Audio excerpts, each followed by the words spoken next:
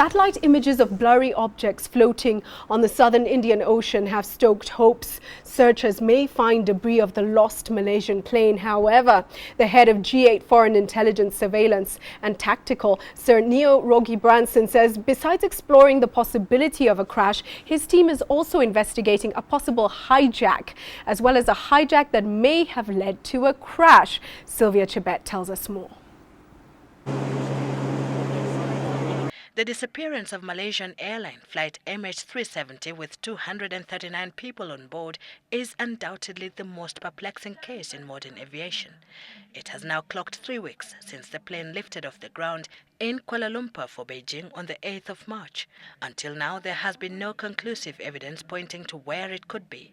More than 24 countries are on the hunt from land, air, space and sea for any visible sign of the plane. And while experts and investigators are now immersed in the search, ordinary people are wondering how the plane could have disappeared mid-air. The chief of G8 Foreign Intelligence Surveillance and Tactical, Sir Neo Rogi Branson, explains the circumstances under which a plane can go off radar.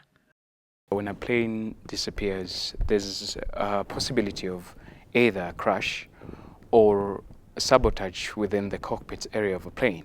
The other scenario is if you're shadowing another bigger jet, the only thing that radar will detect is the bigger plane that you're shadowing. So you can easily pass a radar lock. And what exactly does shadowing another plane mean? Does it mean two planes flying side by side, or one above the other, or beneath? Depending on the kind of radar system, because there are other radar systems that cannot detect the planes that is above you or beneath you. Okay. Let's say if one is flying at 20,000 feet and the other one is flying at, let's say, 21,000 feet.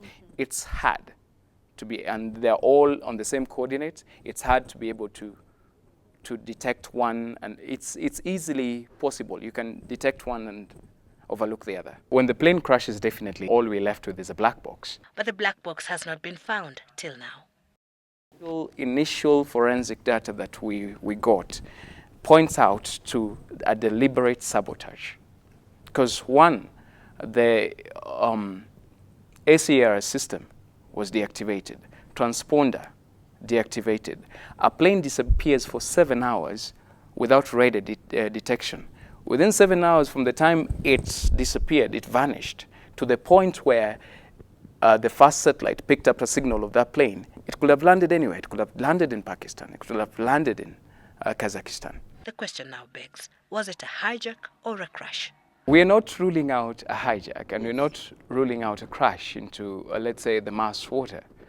But with 400 satellites, the satellite systems that are dedicated to this search, so far, even the scans, the thermal scans of that search area has not indicated that there's a plane in that, there was a crash or anything like that.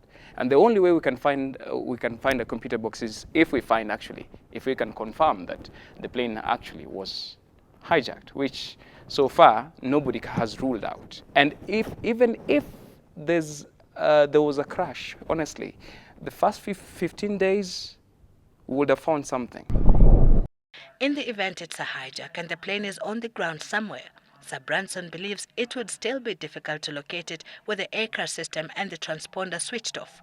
But investigators are exploring another option. The only thing that we're left with is the gadgets and the communication of the passengers.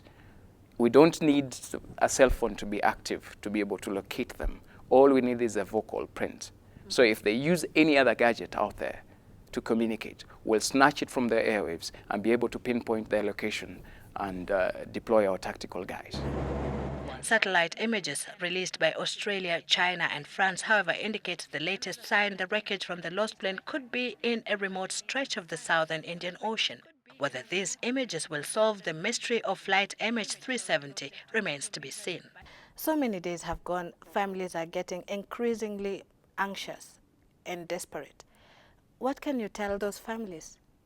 We believe in a matter of hours or a few days at the most. Probably in the next 48 hours, we'll come to a conclusion on what actually happened on that plane. We are analyzing data from everything. We are using any and all means as far as even tracking the gadgets used by the passengers are concerned, whether they are underwater, whether they are 16,000 feet below sea level. We are not about to give up as far as global intelligence community is concerned. We'll not give up until there is a substantial result to give to the people out there.